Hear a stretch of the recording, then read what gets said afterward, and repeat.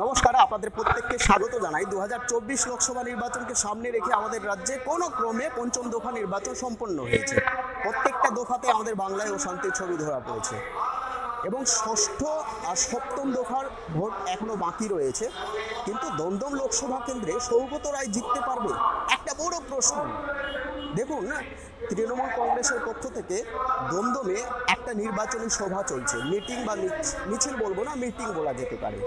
একটা সভা, জনসভা, এতে বলছে জনসমাবেশ, জনসমুদ্র, জনজোয়ার, অনেক কিছু বলা হয়েছে। আচ্ছা, আপনারা লোকজন দেখুন তো, মাত্র কয়েকটা লোকজন রয়েছে।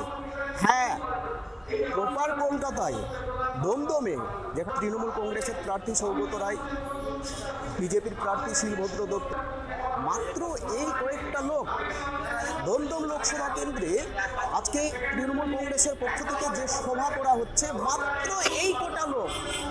একটা বড় প্রশ্ন, দমদম লোকসভা কেন্দ্রে টিএমসির প্রার্থী জিততে পারবে, অর্থাৎ সৌগত রায় কি জিততে পারবে? সৌগত রায়, হ্যাঁ, তার সভায় মাত্র এই কয়েকটা লোক। কি মনে হচ্ছে আপনাদের? কমেন্ট করে জানাবেন। আমি একেবারে কাছে গিয়ে সেই ফুটেজ, ভিডিও ফুটেজ আপনাদের সামনে তুলে ধরছি। আমার মনে হচ্ছে না যে 50 থেকে 60-এর বেশি জনসংখ্যা হবে এই সভায়। কিভাবে জিততে পারবে দমদম লোকসভা কেন্দ্রে? একটা বড় প্রশ্ন।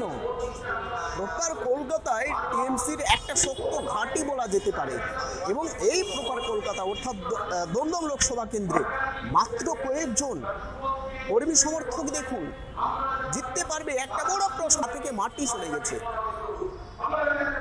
মমতা ব্যানার্জির পা থেকে মাটি সরে গেছে।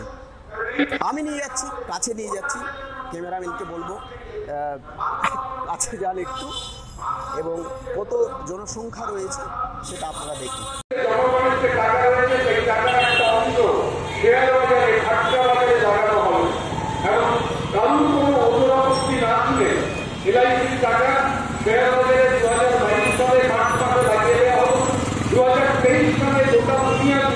যখন আমেরিকা থেকে ইংল্যান্ড রিপোর্ট বেরোবো আদানি শেয়ার করে যাওয়াতে সেই আদানি শেয়ার করে গিয়েছে।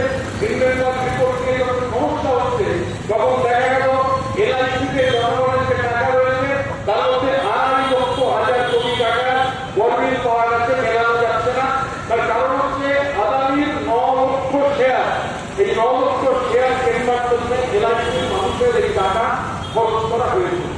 কারণ লোকসভা হতে নিশ্চিতভাবে জায়গা যদি মনে করেন যে বিজেপি এলআইসিতে থাকা মানুষের টাকা খাটকা বাজারে, শেয়ার বাজারে লাগিয়ে ঠিক করেছে, তিনি বিজেপিকে ভোট দিতেই পারেন। আমরা তার বিরোধিতা করবো, কিন্তু মনে করেন এই কাজ ঠিক, তিনি বিজেপিকে ভোট দেবেন।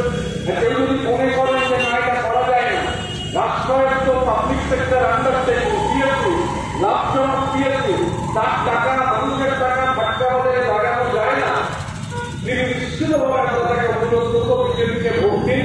কারণ বিজেপি ক্ষমতায় থাকলে কোন অবস্থায় দেশের রাষ্ট্রায়ত্ত সেক্টর, পাবলিক সেক্টর বাঁচবে না।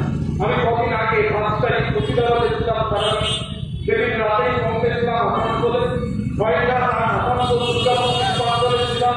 6 তারিখ সকালে 7টার সময় জামুরিয়াতে যখন একটা কয়লা খনিতে পৌঁছেছি মিটিং করার জন্য, কয়লা খনিতে মিটিং 7:30টার মধ্যে শেষ করতে হবে। কারণ শ্রমিকরা তারপর নেমে যাবেন খনির মধ্যে। 500 ফিট, 1000 ফিট, 1500 ফিট, 2000 ফিট অব্দি কয়লা তোলা থাকে। সুতরাং ভোরবেলা মিটিং করে যখন শ্রমিকদের সঙ্গে কথা হচ্ছে, মিটিং যখন করতে গেছি, তখনও দেখছি চারিদিকে দেয়ালে লেখা রয়েছে ইসিএল কে এসিএল করতে